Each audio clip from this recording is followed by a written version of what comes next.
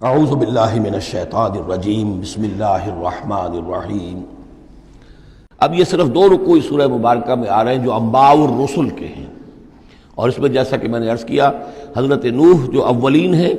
اور حضرت موسیٰ جو آخری ہے، ان دونوں کا تو صراحتاً ذکر ہے، بیچ میں صرف حوالہ دیا گیا ہے، کسی کا نام نہیں۔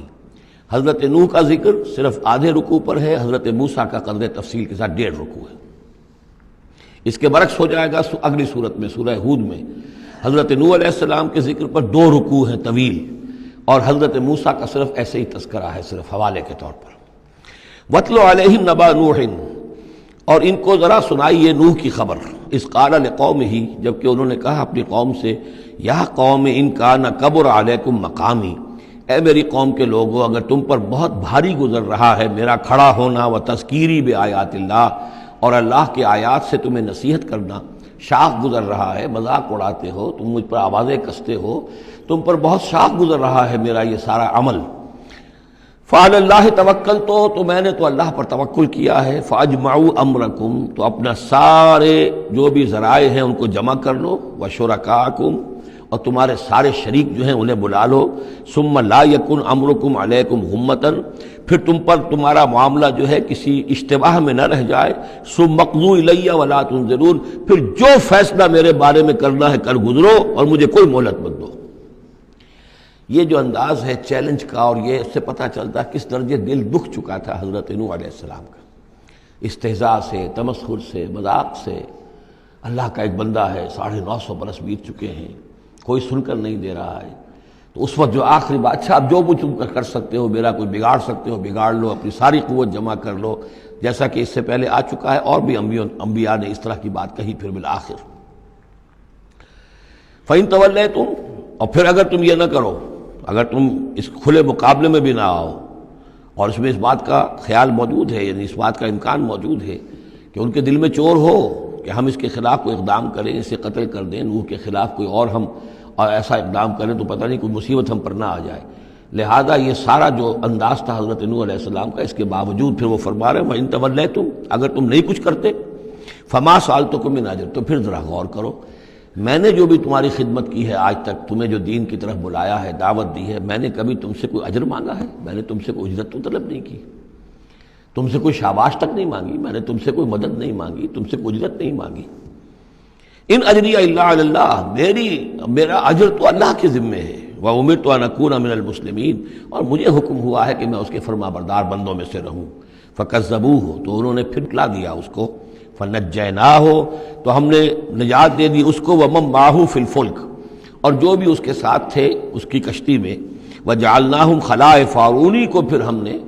خلفاء بنا دیا زمین کے اندر، پھر انہی کو خلافت عطا کی، انہی کو جانشین بنایا۔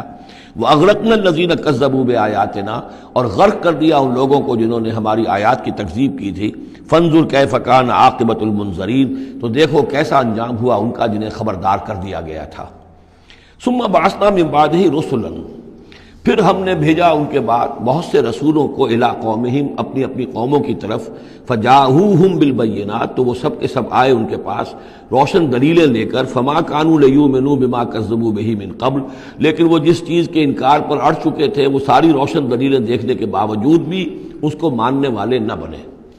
کذالک نطبع علی قلوب المعتدین، اسی طرح ہم مہر کر دیا کرتے ہیں حد سے تجاوز کرنے والوں کے دلوں پر۔ ثم بعثنا من بعدہم موسیٰ و ہارون، اب یہ دیکھیے وہ جو ایک لنک جو ہے، جو میں نے آپ کو بتایا تھا، ایک چین ہے، حضرت نوح، حضرت ہود، حضرت صالح، حضرت لوط، حضرت شعیب اور حضرت موسیٰ، یہ 6 کا ذکر قرآن مجید میں بار بار آتا ہے۔ یہاں پر حضرت نوح کا اور حضرت موسیٰ کا، درمیان میں صرف ثم بعثنا من بعدہم رسلا، اور بھی رسول آئے، ان کا یہاں صراحتاً تذکرہ نہیں ہے۔ پھر ہم نے بھیجا ان کے بعد موسیٰ اور ہارون کو الی فرعون و ملئہ، فرعون اور اس کے سرداروں کی جانب، بآیاتنا، اپنی نشانیوں کے ساتھ۔ فاستکبروا وکانوا قوما مجرمین، انہوں نے استکبار کیا اور وہ تھے مجرم قوم، گناہگار لوگ۔ فلما جاءهم الحق من عندنا، تو جب ان کے پاس ہمارے پاس سے ان تک ہمارے پاس سے حق پہنچا، قالوا ان ھذا لسحر مبین، تو انہوں نے کہا یہ تو کھلا جادو ہے۔ قال موسیٰ تقولون للحق لما جاءکم، موسیٰ نے کہا ان سے کہ کیا تم حق کے لیے کہہ رہے ہو، یہ حق ہے جو تم پر آیا ہے؟ اور جو تم تک پہنچا ہے، اسحر ھذا، کیا یہ جادو ہے؟ ولا یفلح الساحرون، اور ساحر تو کبھی فلاح نہیں پایا کرتے۔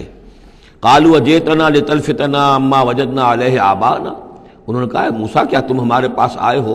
کہ تم ہمیں پھیر دو ان چیزوں سے، ان طریقوں سے، ان رسوم سے، ان ریتوں سے، ان رواجوں سے کہ جس پر ہم نے پایا اپنے آباء و اجداد کو۔ وَتَكُونَ لَكُمُ الْكِبْرِيَاءُ فِي الْأَرْضِ، اور تم دونوں کے لیے ہی حکومت ہو جائے اور بلندی ہو جائے اور بڑائی ہو جائے زمین کے اندر۔ دونوں سے مراد حضرت موسیٰ اور حضرت ہارون علیہ السلام۔ وَمَا نَحْنُ لَكُمَا بِمُؤْمِنِينَ، اور ہم ہرگز تم دونوں کی بات ماننے والے نہیں ہیں۔ وَقَالَ فِرْعَوْنُ ائْتُونِي بِكُلِّ سَاحِرٍ عَلِيمٍ، اور فرعون نے کہا لے آؤ میرے پاس تمام جو ماہر اور جادوگر ہیں ان کو جمع کر لو۔ فلما جاء السحرۃ قال لهم موسیٰ القوا ما انتم ملقون، تو جب وہ جادوگر آ گئے تو موسیٰ نے ان سے فرمایا کہ ڈالو جو تم ڈالنے والے ہو۔ فلما القوا، جب انہوں نے ڈالا، قال موسیٰ ما جئتم به السحر، موسیٰ نے فرمایا یہ جو تم لائے ہو، جو تم نے پیدا کیا، یہ جادو ہے۔ ان اللہ سیبطلہ، ان قریب اللہ تعالیٰ اس کا باطل ہونا ثابت کر دے گا، اسے نسیہ منسیہ کر دے گا، ہباء منصورہ کر دے گا۔ ان اللہ لا یصلح عمل المفسدین، یقیناً اللہ تعالیٰ مفسدوں کے عمل کو راہیاب نہیں کرتا، کامیاب نہیں کرتا۔ وَيُحِقُّ اللَّهُ الْحَقَّ بِكَلِمَاتِهِ، اور اللہ تعالیٰ تو حق کو حق ثابت کرتا ہے اپنے کلمات سے، وَلَوْ كَرِهَ الْمُجْرِمُونَ، خواہ یہ مجرموں کو کتنا ہی ناگوار ہو۔ فَمَا آمَنَ لِمُوسَىٰ إِلَّا ذُرِّيَّةٌ مِّن قَوْمِهِ عَلَىٰ خَوْفٍ مِّن فِرْعَوْنَ وَمَلَئِهِمْ أَن يَفْتِنَهُمْ، تو نہیں ایمان لائے موسیٰ پر مگر ان کے نوجوان اس کی قوم میں سے، کچھ نوجوان اس کی قوم میں سے، کچھ لڑکے، عَلَىٰ خَوْفٍ مِّن فِرْعَوْنَ، فرعون کے خوف کی وجہ سے، وہ ملئہم، اور ان کے اپنے سرداروں کے خوف کی وجہ سے، ان یفتنہم، کہ وہ ان کو مصیبت میں اور تکلیف میں مبتلا کریں گے۔ یہ بہت اہم ہے جو آیت ہے، اس کو سمجھ لیجئے کہ وہاں جو صورتحال تھی کہ یہ جو قبطی قوم تھی جو اس وقت وہاں پر حکمران ہے آل فرعون، اور یہ جو اسرائیلی ہیں یہ ان کے محکوم ہیں، لیکن محکوم قوموں میں سے بھی اکثر ایسے لوگ ہوتے تھے اور ہمیشہ ہوئے ہیں کہ حکمران قوم ان میں اپنے ایجنٹ بنا لیتے ہیں، ان میں سے کچھ لوگوں کو خطابات دے دیتے ہیں، جیسے ہمارے یہاں خان بہادر اور خان صاحب، اور یہ جو خطابات دے دے کے انگریزوں نے مسلمانوں میں اور ہندوؤں میں وہ اپنے ایجنٹ اور اپنے وفادار لوگوں کا ایک جتھا بنا لیا تھا۔ یہ لوگ ہوتے تھے تو ہندوستانی،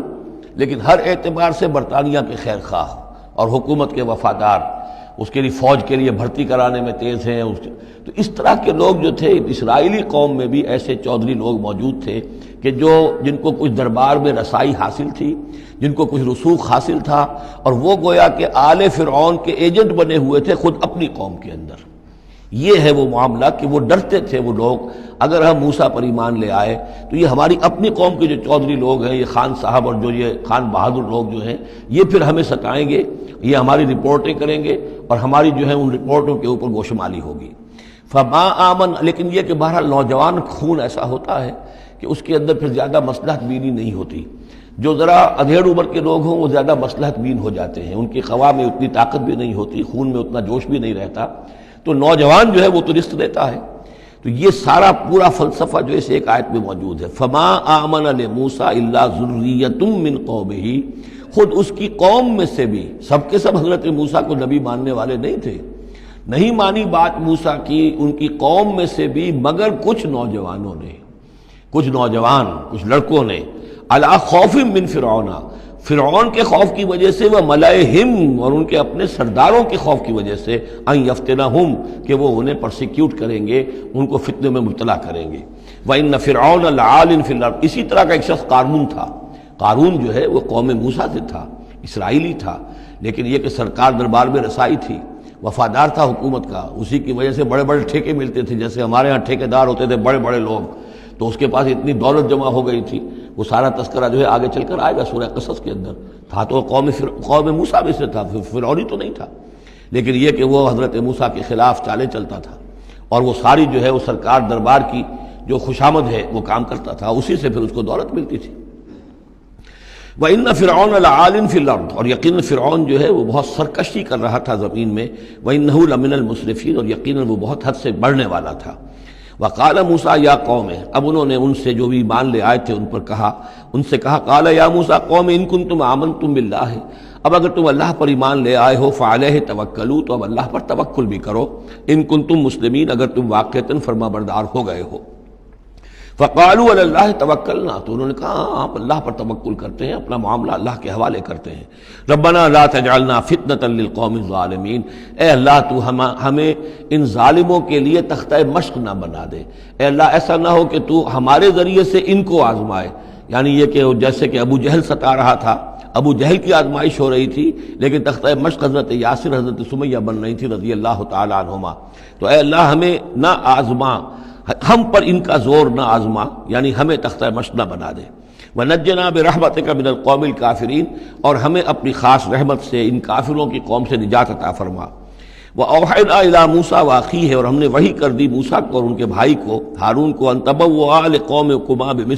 بِمِصْرَ بُيُوتًا، کہ تم اپنی قوم کے لیے مصر میں کچھ گھر معین کر لو، ان گھروں کے اندر جمع ہو کر اللہ کی یاد کیا کرو، جیسے کہ دار ارقم جو ہے مکہ مکرمہ میں محمد رسول اللہ صلی اللہ علیہ وسلم نے وہ ایک مقرر کر لیا تھا، وہیں پر آپ ٹھہرتے تھے، کوئی آتا تھا تو وہیں پر ملاقات ہوتی تھی۔ ان تبوأ لقومکما بمصر بیوتا، کہ تم کوئی معین کر لو مصر میں کچھ گھر، واجعلوا بیوتکم قبلۃ، اور اس کے علاوہ یہ کہ اپنے گھر بناؤ ہی قبلہ رخ، اس لیے کہ مسجدیں تو بنا نہیں سکتے، اور وہ معاملہ جو ہے فرعون کے خوف سے، تو یہ کہ گھر اپنے قبلہ رخ بناؤ تاکہ وہاں تم نمازیں پڑھا کرو۔ اب اس سے معلوم ہوتا ہے کہ قبلہ ان کا بھی تھا کوئی، جبکہ ابھی بیت المقدس تو بنا ہی نہیں ہے، وہ تو حضرت سلیمان علیہ السلام حضرت موسیٰ سے کم 1000 سال بعد آئیں گے، اور پھر وہ جو ہے بیت المقدس ہوگا اور یروشلم بنے گا اور ہیکل سلیمانی بنے گی، لہذا قبلہ تب اس وقت کا قبلہ کس کا تھا، کون سا تھا؟ یہی بیت اللہ قبلہ تھا۔ ان کے جو وہ خیمے ہوتے تھے قربان گاہ کے خیمے، ان کے بارے میں تفاصیل آتی ہے تورات کے اندر کہ وہ ایسے نصب کیے جاتے تھے کہ جب کوئی شخص جو ہے وہ قربانی پیش کرتا تھا تو اس کا رخ جو ہے سیدھا کعبے کی طرف ہوتا تھا۔ تو وَجْعَلُوا بُيُوتَكُمْ قِبْلَةً، اپنے گھر جو ہے قبلہ رو بناؤ، وَأَقِيمُوا الصَّلَاةَ وَبَشِّرِ الْمُؤْمِنِينَ، نماز قائم رکھو اور اہل ایمان کو بشارت دو۔ صدق اللہ العظیم۔